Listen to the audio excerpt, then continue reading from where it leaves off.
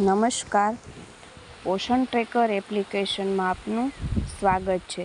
પોષણ ટ્રેકર એપ્લિકેશનમાં નવી અપડેટ્સ મુજબ આપણે પોષણ ટ્રેકર એપ્લિકેશનમાં સ્ટોક રજિસ્ટરમાં આપણે HCMનું વિતરણ કેમ કરવું એ સમજીશું.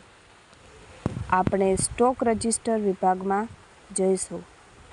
તેમાં આપણે HCM ભાગમાં જશું. તેમાં add HCM stock receiving packet જોવા મળશે અને બીજું એડ HCM સ્ટોક રિસીવેજ રાશન જોવા મળશે. HCM પેકેટ કેટલું મળ્યું એ એડ કરવા માટે એડ HCM સ્ટોક રિસીવિંગ પેકેટમાં જશું. તેમાં જોઈ શકીશું કે 3 થી 6 વર્ષના બાળકોમાં કેટલો સ્ટોક પેકેટમાં મળ્યો છે તેની એન્ટ્રી કરવાની રહેશે. જેમ કે 10 પેકેટ છે તો 10 પેકેટ એડ કરી જે તારીખે સ્ટોક મળેલો છે તે તારીખ એડ કરવાની છે અને એડ સ્ટોક કરવાનું રહેશે. જો સ્ટોક એડ કરશો એટલે સ્ટોક રજિસ્ટરમાં કેટલો સ્ટોક રિસીવ થયો છે એ ગ્રામમાં દેખાશે કે તમે કેટલો સ્ટોક રિસીવ થયો છે. ત્યાર પછી સ્ટોક ડિસ્ટ્રીબ્યુશન કેવી રીતે કરવું તે જોઈશું. HCM સ્ટોક રિસીવેજ રાશન આપણે કેટલો સ્ટોક મળેલો છે તેની એન્ટ્રી પણ કરવાની રહેશે. જેમાં આપણે add HCM stock receive as રાશનની એન્ટ્રી કરશું. એડ HCM સ્ટોક રિસીવેજ રાશનમાં જવાનું છે. ત્યારબાદ તેમાં જેટલું રાશન મળેલું છે તે ગ્રામમાં લખવાનું રહેશે કે કેટલા ગ્રામમાં મળેલું છે. ત્યારબાદ કઈ તારીખે મળેલું છે તેની તારીખ લખવાની રહેશે.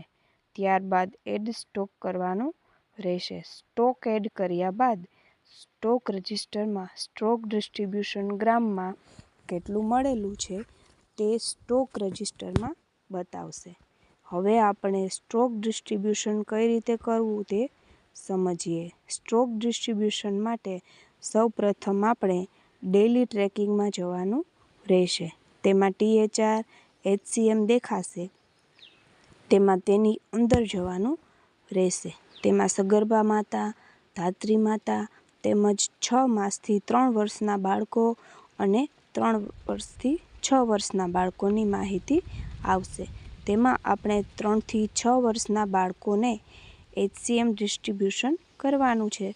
3 થી 6 વર્ષના બાળકોમાં જતાં રજિસ્ટ્રેશન થયેલા બાળકોના નામ તમને દેખાશે. તો તેમાં કઈ રીતે એડ કરવું એ જોઈએ. તેમાં HCMના ડોટ પર ટિક કરવાનું રહેશે અને પછી HCM ટાઈપમાં જવું. તેમાં HCM કુક મિલ આપવું અને ત્યારબાદ સબમિટ કરવું. સબમિટ કર્યા પછી સ્ટોક રજિસ્ટરમાં જશો અને HCMમાં જશો એટલે સ્ટોક ડિસ્ટ્રીબ્યુશનમાં જેટલા લાભાર્થીને ડિસ્ટ્રીબ્યુશન કર્યું તેની તમામ વિગતો બતાવશે. આભાર.